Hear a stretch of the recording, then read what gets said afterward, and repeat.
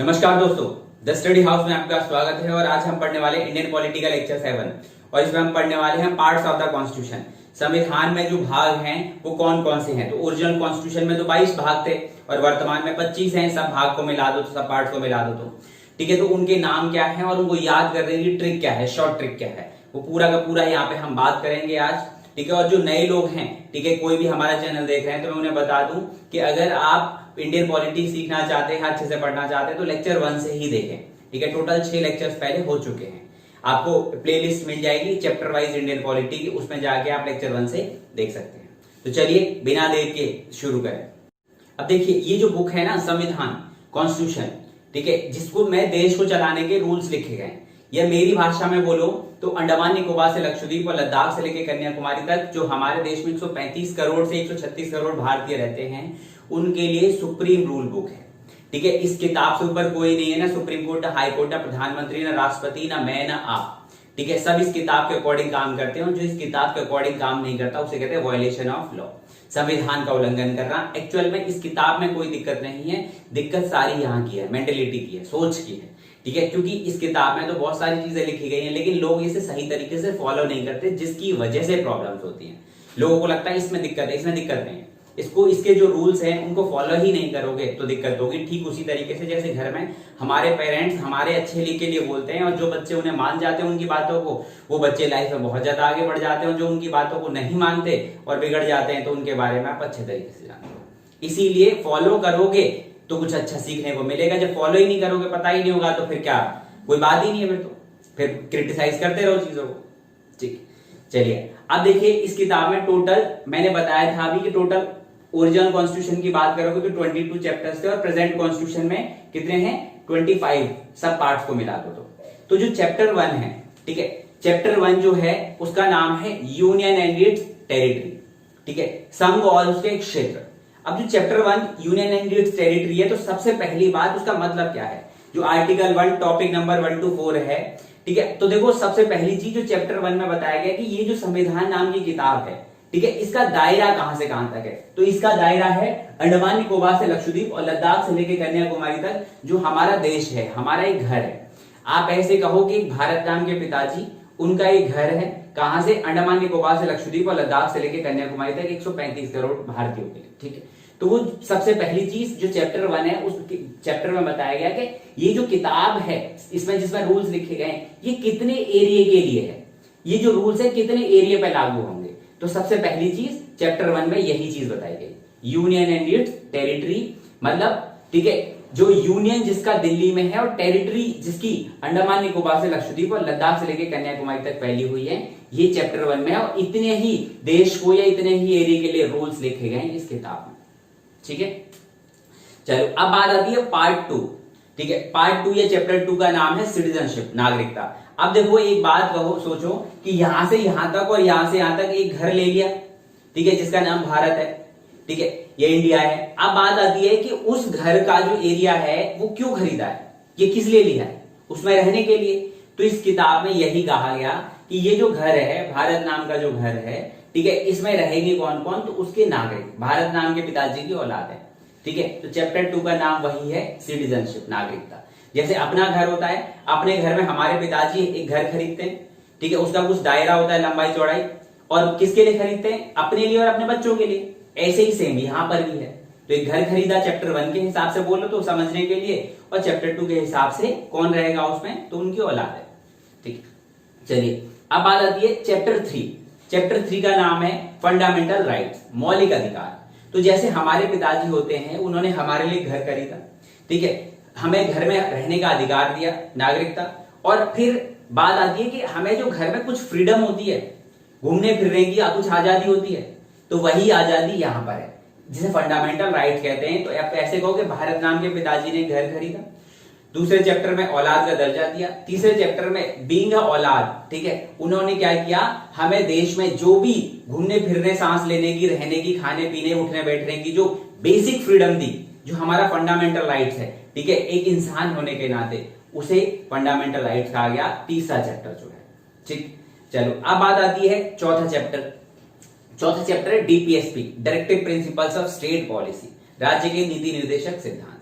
अब देखो जो डीपीएसपी नाम का जो चैप्टर है, राज्य के नीति निर्देशक सिद्धांत, अगर इसकी आप बात करोगे तो यहां पर क्या कहा गया है कि डायरेक्टिव है किसको, स्टेट को, कि देश के लिए जो भी पॉलिसी बनाई जाए उनके कुछ प्रिंसिपल्स होने चाहिए। ठीक है, अब किससे डायरेक्टिव है, संविधान के चैप्टर 4 से डायरेक्टिव है। ठीक है, किसको, सेंट्रल गवर्नमेंट को भी और स्टेट गवर्नमेंट को भी। प्रिंसिपल्स, सिद्धांत कैसे होने चाहिए, सोशल वेलफेयर, इकोनॉमिक वेलफेयर, लोगों का ज्यादा से ज्यादा हित, ये सारी चीजें कहां है, ये चैप्टर 4 में कहा गया। आप ऐसे कहो कि फंडामेंटल राइट सबसे ज्यादा इंपॉर्टेंट है, उससे थोड़ा कम इंपॉर्टेंट क्या है, डीपीएसपी है, राज्य के नीति निर्देशक सिद्धांत। अब बात ये आती है कि आप ऐसे कहो कि देश में जितनी भी पॉलिसीज बनाई जाती है वो चैप्टर 5 के अकॉर्डिंग बनाई जाती, 4 के अकॉर्डिंग बनाई जाती है, जिसका नाम है डीपीएसपी। आप समझने के लिए ऐसे कहो, बाकी डिटेल में तो हम सभी चैप्टर को एक एक करके पढ़ेंगे, तब बात करेंगे। ठीक, अब आप अगला चैप्टर है 4th ए। ठीक है, 4th ए का नाम है फंडामेंटल ड्यूटीज, मौलिक कर्तव्य। ठीक है, अब एक बात बताओ, मौलिक कर्तव्य होता क्या है, तो इसे ऐसे समझो कि हमारे पिताजी ने घर खरीदा, चैप्टर 1। हमारे पिताजी ने, ठीक है, क्या कहा, हमें उस घर में रहने का अधिकार दिया उनके औलाद होने के नाते, चैप्टर 2 सिटीजनशिप। ठीक है, ऐसे ही क्या कहा कि उस घर में हमें जो भी उठने बैठने सांस लेने की फ्रीडम है वो क्या है, चैप्टर 3 फंडामेंटल राइट्स। अब ऐसे ही चैप्टर 4 तो क्या कहा कि उस घर में जो भी नई नई नीतियां या पॉलिसी बनाई जाएंगी वो बच्चों का हित रख के बनाई जाएगी, ये है चैप्टर 4। ठीक है, डीपीएसपी। अब बात आती है कि पिताजी जब हमारे लिए इतना कुछ कर रहे हैं तो क्या हमसे कुछ उम्मीद नहीं करते, तो बिल्कुल करते हैं। तो फिर हमारे पिताजी के प्रति जो हमारी ड्यूटी होती है उन्हें हम कहते हैं फंडामेंटल ड्यूटीज, मौलिक कर्तव्य। क्या ड्यूटीज होती हैं भाई साहब, घर को एकत्रित रखना, घर का सम्मान करना, घर के बुजुर्गों का सम्मान करना, घर की धरोहर का सम्मान करना, यही सब हमारे घर के प्रति ड्यूटी होती है। तो ऐसे ही यहाँ पे कहो कि भारत नाम के पिताजी ने घर खरीदा, ठीक है, और क्या कहा, ठीक है, तो उसमें कहा कि दूसरे चैप्टर में हमें औलाद का दर्जा दिया, तीसरे चैप्टर में हमें घूमने फिरने की आजादी दी, चौथे चैप्टर में हमें जो भी देश में जो भी चीजें बनाई जा रही है वो अपने लोगों के हित के देखते ही बनाने की कोशिश की जा रही है। तो फिर जब इतना भारत नाम के पिताजी कर रहे हैं तो फिर हमसे उम्मीद भी करते हैं कुछ, तो बिल्कुल वही चैप्टर 4 है, फंडामेंटल ड्यूटीज। क्या है कि देश का जो राष्ट्रीय फ्लैग है, राष्ट्रीय ध्वज है, ठीक है, या अदर राष्ट्रीय देश की धरोहर है उनका सम्मान करना, ठीक है, साफ सफाई का रखना, ठीक है, ये सब ऐसी बहुत सारी 11 ड्यूटीज हैं, अलग से जब पढ़ेंगे तब बात करेंगे। तो ऐसे करके ही, ठीक। अब बात आती है कि अगला चैप्टर 5, तो चैप्टर 5 है यूनियन या यूनियन गवर्नमेंट, ठीक है। अब एक बात सोचो आप, ठीक है, कि यहां पर जो चैप्टर अभी तक बात कर रहे थे चैप्टर 4 तक कि भारत नाम के पिताजी ने घर खरीदा, औलाद का दर्जा दिया, ठीक है, हमें फ्रीडम दी, और फ्रीडम देने के बाद हमारी जो पॉलिसी बनाई जा रही है हमारे हित में बनाई जा रही है, और हमसे भी कुछ उम्मीद करते हैं कि हम उनके लिए क्या काम करें। लेकिन ये सबसे बड़ी पॉलिसीज बनाई कहां जा रही है, तो ये बनाई जा रही है यूनियन में, इसका नाम है चैप्टर 5, ठीक है, यूनियन या यूनियन गवर्नमेंट। तो यूनियन कहां है, दिल्ली में। देश को चलाने के लिए जो सेंटर पॉइंट होता है, राजधानी होती है, वो दिल्ली है, तो इसीलिए चैप्टर 5 तो सबसे बड़ी पॉलिसी बनाई जा रही है। अब क्या सारी चीजें सेंट्रल गवर्नमेंट बना सकती है, नहीं, तो उसको क्या कर रखा है, देश को स्टेट्स में तोड़ रखा है। तो फिर अगला चैप्टर है स्टेट, ठीक है, चैप्टर 6 का नाम है स्टेट या स्टेट गवर्नमेंट। तो अब बात ये आती है कि सबसे बड़ी पॉलिसी बनाई जा रही है स्टेट यूनियन में, सेंटर में, और उससे छोटी पॉलिसीज बनाई जा रही है कहां पर, स्टेट में, स्टेट गवर्नमेंट में, ठीक। अब देखिए सबसे पहले ये तो देख लें कि स्टेट कौन कौन सी है। तो अगला चैप्टर वही है, क्लासिफिकेशन ऑफ स्टेट्स, पार्ट 7। अब बात यह है जो वो हटा दिया गया है, बट उसे डिटेल में पढ़ेंगे कि क्या कंडीशन रही जब चैप्टर वाइज हम चीजों को पढ़ेंगे तब। तो आपने क्या देखा कि चैप्टर 5 यूनियन जो पूरे देश को कंट्रोल करता है, चैप्टर 6 यूनियन सारे काम नहीं कर सकता तो कुछ काम तोड़ के स्टेट्स को दे दिए। फिर चैप्टर 7 क्या है कि स्टेट कौन कौन से दे। अब बात आती है कि उससे छोटे एरिया, स्टेट से छोटे एरिया, तो वो है अगला चैप्टर यूनियन टेरिटरी जिन्हें सेंटर कंट्रोल करता है, चैप्टर 8, पार्ट 8, ठीक। अब बात आती है पार्ट 8 के बाद अगर आप बात करोगे तो क्या लोकल लेवल पे सब जगह पूरा एरिया कवर हो गया एडमिनिस्ट्रेशन के लिए, तो नहीं। तो फिर अगला चैप्टर है पार्ट 9, ठीक है, पार्ट 9 का है पंचायत, कि क्या है कि विलेज लेवल पे या लोकल लेवल पर डेवलपमेंट के लिए क्या है, तो डेवलपमेंट के लिए क्या बनाया, पंचायत, पार्ट 9। अब बात आती है विलेज लेवल पे तो पंचायत बना दिया, रूरल लोकल लेवल पे, लेकिन सिटी लेवल पर डेवलपमेंट के लिए तो फिर अगला चैप्टर है 9th A, म्युनिसिपैलिटी, ठीक है, नगर पालिका। जो क्या है बेसिकली शहर में छोटे छोटे लोकल काम करने वाली या डेवलपमेंट के लिए काम करने वाली बॉडी। ठीक, अब बात आती है कि ये सारे काम जो हैं, ठीक है, शहर हो गांव हो, ठीक है, ये सारी चीजें क्या मतलब ऐसे ही काम हो जाएगा बिना कॉपरेट करे? तो नहीं, कॉपरेशन जरूरी है। तो अगला चैप्टर वही है 9th बी, कॉपरेशन से बनी सोसाइटी और कॉपरेशन के लिए बनी society, cooperative society, 9th B chapter है। ठीक, अब बात आती है कि क्या ये सारे चैप्टर्स हमने एरिया कवर कर लिए, तो फिर भी कुछ ना कुछ एरिया तो ऐसे हैं जो बहुत ही ज्यादा बैकवर्ड होंगे या इन्हें बहुत ही ज्यादा और फोकस की जरूरत होगी, हो सकता है। तो बिल्कुल हो सकते हैं ऐसे एरिया। तो इसीलिए अगला चैप्टर है शेड्यूल्ड एंड ट्राइबल एरियाज। ठीक है, जो भी पिछड़े एरिया या कुछ जिन्हें बहुत ज्यादा डेवलपमेंट या बहुत ज्यादा फोकस की जरूरत है, उन्हें रखा गया चैप्टर 10 में।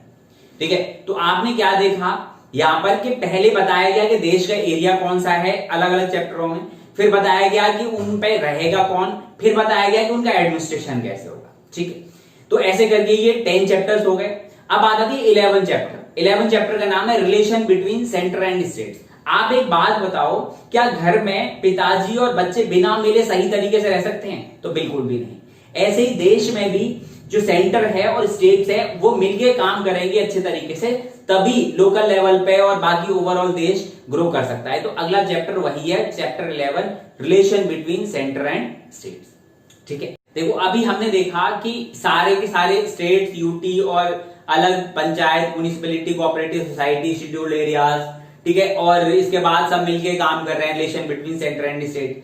लेकिन क्या एक बात बताओ, बिना पैसों के काम हो सकता है? तो बिल्कुल नहीं हो सकता।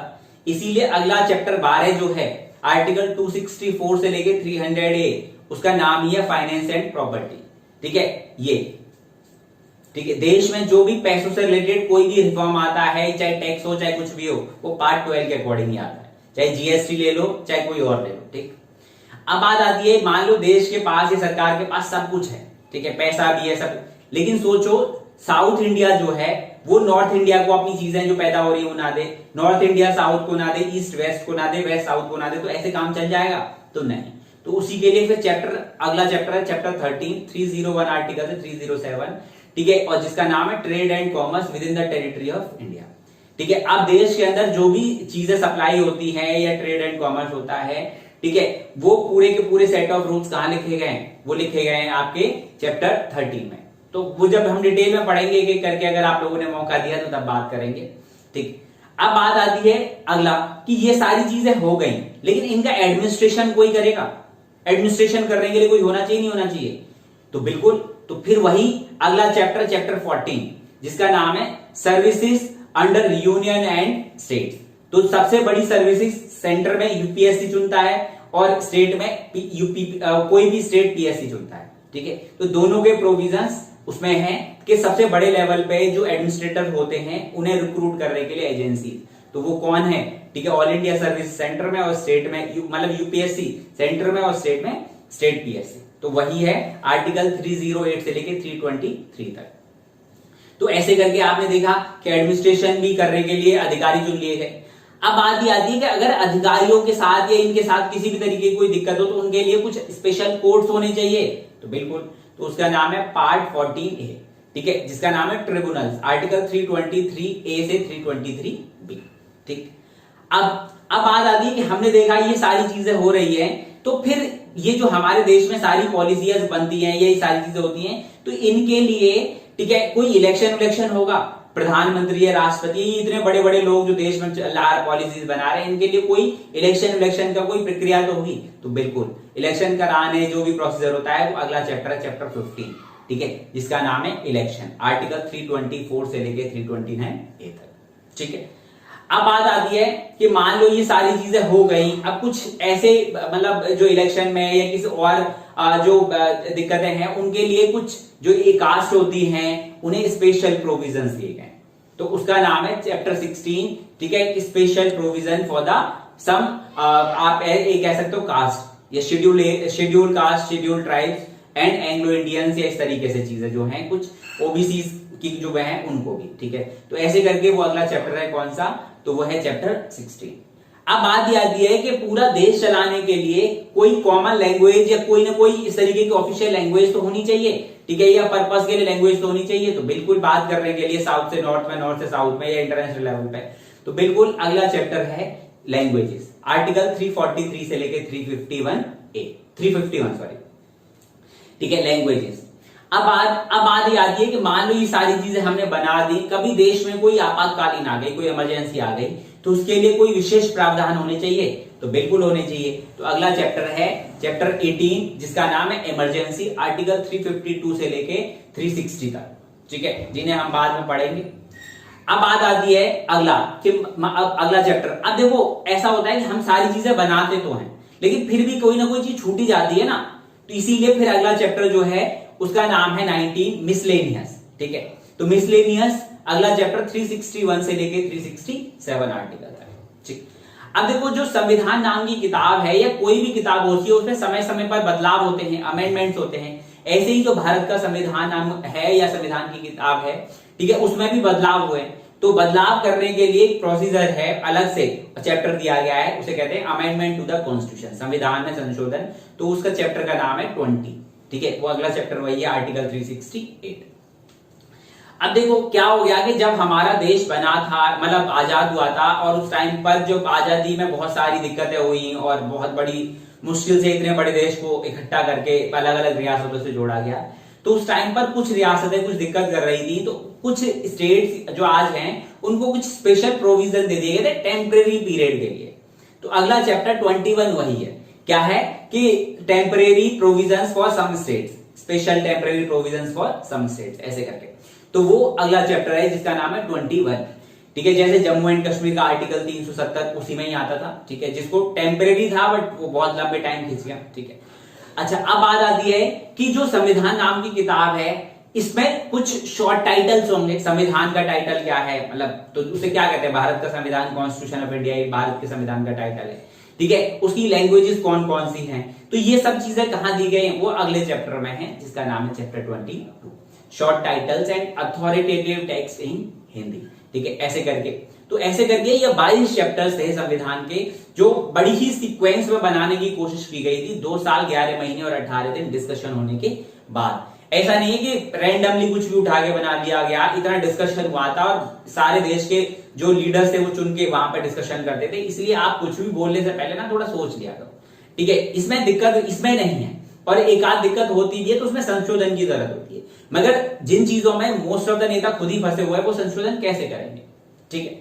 तो ये तो हुए टोटल 22 चैप्टर्स, ठीक है, और सब पार्ट्स को मिला दोगे तो 25। चलिए देखिए, अब देखते हैं इनको याद करने की शॉर्ट ट्रिक क्या है। ये तो मतलब कॉन्सेप्ट से देखा था, तो अब क्योंकि ये यहाँ पे टोटल 25 सब पार्ट्स को मिला के हैं, तो इन्हें 3 पार्ट्स में हम याद करेंगे। पहले 1 to 11 चैप्टर्स जो हैं, फिर दूसरा है 12 से लेके 16 तक, और तीसरा 17 से लेके 22 तक। तो चलो पहले जो 11 पार्ट्स हैं, ठीक है, उनको याद करने की कोशिश करते हैं। तो उसकी शॉर्ट ट्रिक है, you can fly directly from US to UP to meet corporate Shyam and Ram, ठीक। देखो अब यू से क्या हो गया यहां पे, तो यू से हो गया union and it's territory, chapter 1। फिर कैन से हो गया सिटीजनशिप, सी से। फिर फ्लाई से क्या हो गया, फंडामेंटल राइट्स, चैप्टर 3। फिर डायरेक्टली, तो डायरेक्टली से हो गया DPSP, directive principles of state policy, chapter 4, ठीक है। अब you can fly directly from, तो फ्रॉम से 4th A, फंडामेंटल ड्यूटीज।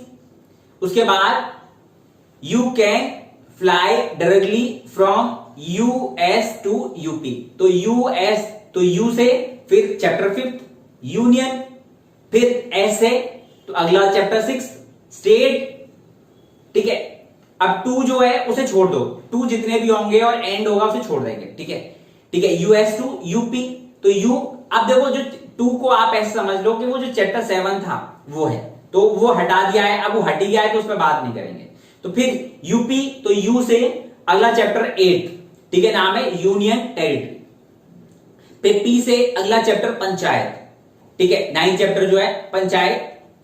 अब बात आती है टू मीट, तो 2 फिर हटा दो, मीट, एम से, तो एम से क्या है, अगला चैप्टर 9 है म्युनिसिपैलिटी। फिर meet corporate, Shyam and Ram, तो फिर अगला चैप्टर 9 भी कॉर्पोरेट से क्या है, कोऑपरेटिव सोसाइटी।